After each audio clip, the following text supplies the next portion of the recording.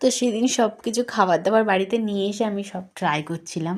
প্রথমে জল ফুচকাটা খাচ্ছিলাম, খুব টেস্টি লাগলো। তারপর দই ফুচকাটা বাড়িতেই আমি সাজিয়েছিলাম দই আর চাটনি দিয়ে। তো কেমন টেম্পটিং লাগছে না দেখতে ভীষণ। তারপরে মোমো নিয়ে এসেছিলো, সেটাও আমি প্লেটে সাজিয়ে ট্রাই করছিলাম। দু রকম সস দিয়েছিল, বাট ওই গ্রিন চাটনিটা আমার অতটাও ভালো লাগেনি। ঝাল রেড সসটাই খুব ভালো লেগেছিলো। আর মোমোর স্যুপটা না কেমন জল জল টাইপের ছিল, কোনো চিকেনের কোনো ফ্লেভারই ছিল না ওটাতে, যেন লবণ বেশি এরকম লাগছিলো। ওটাই আমি সবাইকে বলছিলাম। তো তারপরে রাতেরবেলা আমি চিকেনও বানিয়েছিলাম বিরিয়ানি দিয়ে খাওয়ার জন্য, যেটা আমি বলেছি অলরেডি। তো একটু চিকেনের জুস দিয়ে আর বিরিয়ানি রাইস, চিকেন, পেঁয়াজ, শসা দিয়ে একদম একটা কাঁচা লঙ্কা হলে বাও, আমার তো খুব টেস্টি লাগে। আরও লেবু দিয়ে না আরও ভালো লাগে আমার বিরিয়ানিটা খেতে।